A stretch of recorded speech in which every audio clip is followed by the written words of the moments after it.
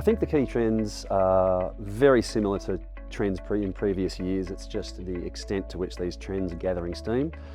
Firstly, the RCS rollout, and the efficacy and the speed at which RCS can be rolled out is a big trend that we're watching, which will be playing out globally first in some of the bigger markets like the US and the UK and Europe, and following soon after in our backyard in APAC. We also see the continuing trends of A2P SMS challenges around AIT and fraud, which are obviously having a very challenging impact on the messaging market for SMS, and that is the regulators are stepping in where they can, but that is a trend to be followed and analysed as we consider our messaging mix as well. And lastly, WhatsApp. Of course, WhatsApp's arrived on the scene, and it is slowly but surely gathering a lot of steam. So, the complexity that is arriving with all of those trends is which channel in which markets is going to have the most efficacy for businesses and their use cases.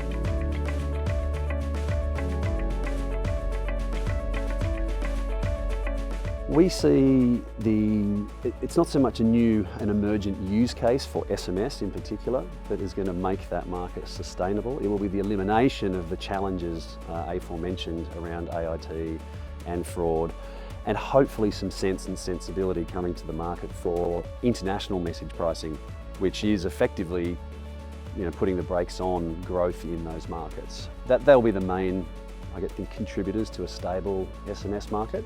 At use case level, we will see we are seeing a gradual moderation of the OTP market as alternatives do come into there. We still see strong growth in marketing and utility for the SMS use cases, and we anticipate those to continue.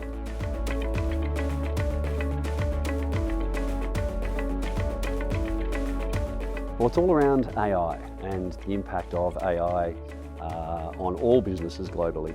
In the messaging market specifically, we see AI playing an increasing role, both from an outbound messaging perspective, when you look at the way you can segment, understand your customer data, your messaging data in depth to make more informed decisions around segmentations and message delivery. Also helping manage the challenges of fraudulent traffic or other undesirable parts of the messaging ecosystem from a filtration perspective.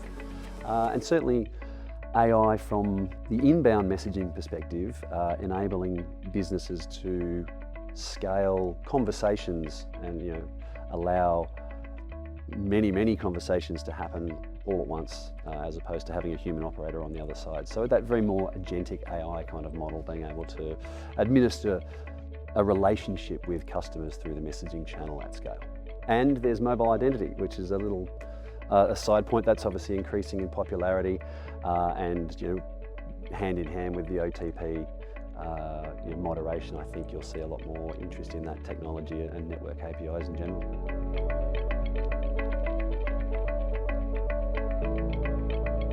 We're going to keep doing what we're doing.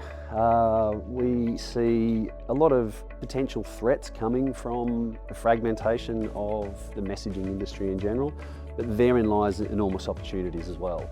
And we see positioning Cudosity over the top of the fragmentation to allow much greater levels of opportunity to reach customers effectively, to engage customers effectively, all with layers of insight and data that live on top of those multi-polarity connections. So we see a lot of opportunity in that space, and we're very excited about where the rich messaging opportunities are taking us, as well as we'll be playing a very active role with regulators and governing bodies in the messaging ecosystems to ensure that there's a voice at the table for providing efficient regulations around things like sender ID registries and the like, where it's not too cumbersome. You can actually get the work done. We see a lot of opportunity there as well.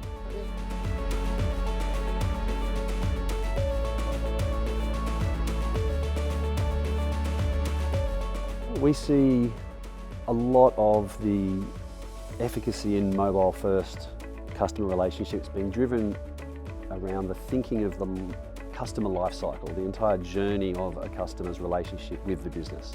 And we see more than just thinking about each specific use case in one isolated movement, considering the whole life cycle and seeking to build relationships with customers across that life cycle. The use of AI, the use of greater levels of insight and data about your customers and about what their preferences will enable a much greater engagement for e-commerce, for sales, for lead generation, for marketing. So it's all to play for, and I think a willingness to experiment will be really critical as the fragmentation of business messaging gathers pace. Willingness for brands to try, experiment, test and measure, and I think from there, with levels of data over the top of those experiments, will lead to fantastic results in that endeavour.